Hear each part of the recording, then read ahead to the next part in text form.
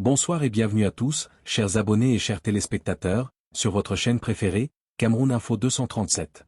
Nous sommes ravis de vous retrouver pour ce nouveau point sur l'actualité brûlante de notre nation.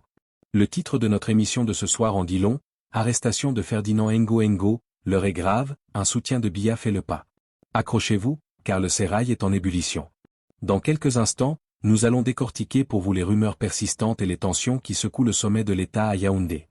Nous allons vous expliquer pourquoi l'évocation d'une simple interpellation du puissant secrétaire général de la présidence de la République est un événement sismique dans la politique camerounaise.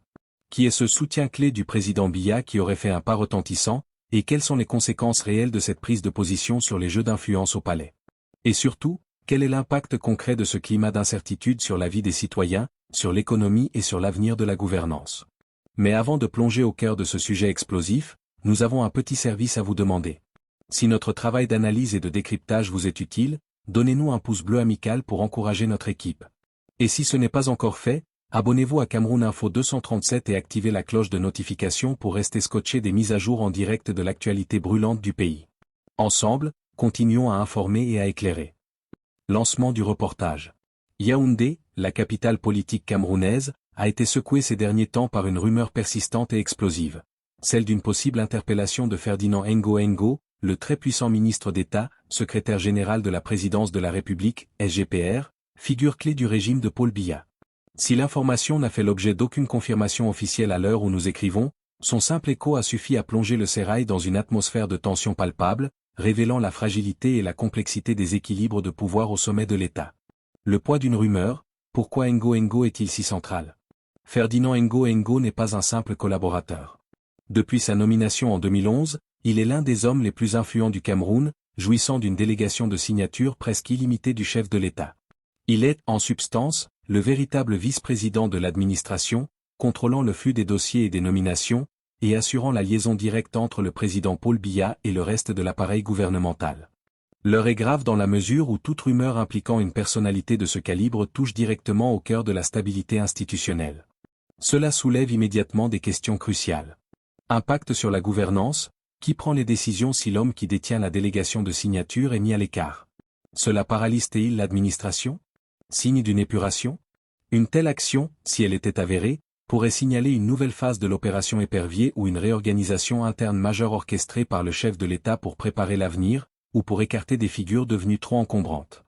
Exemple concret, l'impact de Ngo se mesure sur des dossiers majeurs comme la gestion des projets d'infrastructure, CAN, barrages hydroélectriques, où son rôle a été déterminant, et souvent controversé, notamment dans le cadre des scandales liés à la gestion des fonds Covid-19, qui ont vu d'autres fonctionnaires être placés sous mandat d'arrêt.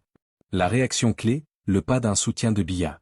Le cœur de votre information réside dans le fait qu'un soutien de Biya fait le pas. Ce détail est capital et permet de décrypter les jeux d'influence actuels. Le contexte de soutien, un soutien de Biya est généralement une figure politique, un ponte du RDPC, parti au pouvoir, ou un dignitaire tribal qui a publiquement affiché sa loyauté inébranlable au président. Le pas effectué. L'action entreprise par ce soutien peut prendre plusieurs formes, chacune ayant une signification politique profonde. Prise de distance publique, il s'agit du scénario le plus explosif. En commentant ou en s'éloignant publiquement de Ngo, ce soutien pourrait signaler que le SGPR n'est plus protégé par le cercle le plus intime du pouvoir, donnant ainsi du crédit aux rumeurs d'ennui judiciaire. Défense inattendue, moins probable mais possible, une prise de parole pour défendre Ngo pourrait marquer une tentative de contre-offensive politique par un clan.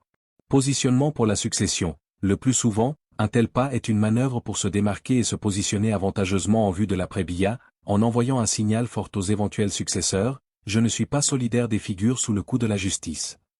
Analyse approfondie, dans le contexte actuel de fortes tensions pré-succession et de lutte anticorruption, opération Épervier, l'isolement d'un pilier comme Ngo, même par un simple pas d'un allié, est un indicateur sismique. Il suggère que les lignes de fracture au sein du régime sont désormais visibles et que l'immunité politique, même au plus haut niveau, n'est plus garantie. Qu'est-ce que cela signifie pour la vie actuelle au Cameroun?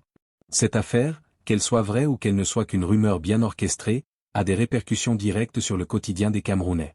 Climat d'incertitude économique, les opérateurs économiques et les investisseurs étrangers observent de près ces luttes de pouvoir.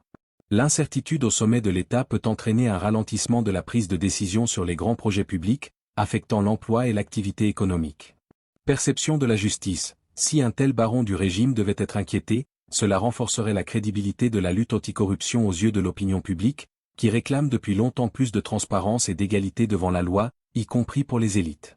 Dynamique politique, ces rumeurs alimentent le débat public et les conversations dans les domiciles et les marchés. Elles confirment l'existence d'une guerre de succession larvée et mettent en lumière les divisions entre les différents clans du pouvoir, qui utilisent la justice comme un outil politique. En conclusion, l'affaire Ngo Ngo, au-delà de sa véracité factuelle, est un marqueur politique qui symbolise les secousses que traverse actuellement le sommet de l'État camerounais. Elle rappelle à quel point le destin d'une seule personnalité, lorsqu'elle est aussi proche du centre du pouvoir, peut impacter l'ensemble de la gouvernance et les perspectives d'avenir de la nation.